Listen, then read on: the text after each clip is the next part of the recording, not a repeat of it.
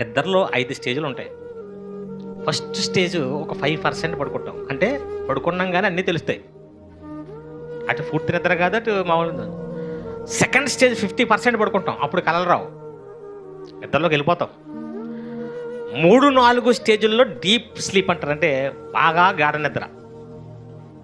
ఇక 5వ స్టేజ్ ఉంటుంది చూసారా, అది తెల్లవారుజాము టైంలో పడుతుంది.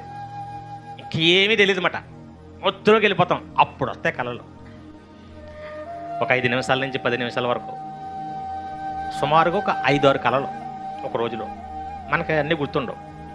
లేచినప్పటికీ ఏదో బాగా భయపెట్టింది ఏదో ఒకటి గుర్తుంటుంది తప్ప కొన్ని అయితే అసలు గుర్తే ఉండవు. కానీ కళ వచ్చింది కానీ గుర్తుండదు. రాత్రి కూడా మీకు కళ్ళు వచ్చి ఉంటాయి, గుర్తుందా? చెప్పలేము, కానీ వచ్చాయి. ఇది మనిషికి జరుగుతున్న పరిస్థితి. దీనికోసం బైబిల్ యోబు గ్రంథము 33:15 మంచము మీద కునుకు సమయమున గాఢ నిద్ర పట్టినప్పుడు కలలో రాత్రి కలుగు స్వప్నములు. ఎప్పుడు పట్టినప్పుడు అంట? గాఢ నిద్ర పట్టినప్పుడు వస్తాయి కళలు. అది సైన్సే కాదు, బైబిల్ చెప్పింది. కళలు ఎప్పుడు వస్తాయి? అప్పుడప్పుడు. ఇప్పుడు చర్చలో కొంతమంది పడుకుంటారు, ఇప్పుడు కళ రాదు మీకు. ఇదే నిద్ర కాదు, గాఢ నిద్ర కాదు, ఇది కునుకు నిద్ర, కోడి నిద్ర అంటది. జస్ట్ అలాగా మళ్ళీ నటించేస్తాం. జస్ట్ నా ఫస్ట్ స్టేజ్ నిద్ర ఇది. చర్చలో పోయేది నిద్ర. కొంతమంది సెకండ్ స్టేజ్కి వెళ్తారు చర్చలో కూడా. ఇంకా ఇంకా ఏం పట్టించుకోరు. ఇంకా ఎవరు ఎలా కదిపినా అలాంటి వాళ్ళు రాలేదు ఈరోజు. సెకండ్ స్టేజ్లో ఉన్నారు.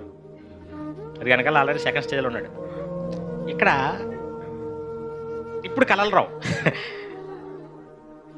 కొత్త పడ్డ చర్చలు అయితే థర్డ్ స్టేజ్కి అక్కడ 2-3 ఉంటారు, థర్డ్ స్టేజ్లోకి వెళ్ళిపోతారు వాళ్ళు. అయినా కళలు రావు. ఎప్పుడు వస్తాయి? డీప్ స్లీప్ 4th 5 స్టేజ్కి వెళ్ళిపోవాలి. అది కూర్చునో లేదంటే ఏదో డ్రైవ్ చేస్తానో రావాయి. మంచం మీద పడుకుని ప్రశాంతంగా నిద్రపోతాను చూసారా, గుర్రపట్టి, అప్పుడు వస్తుంది అన్నమాట.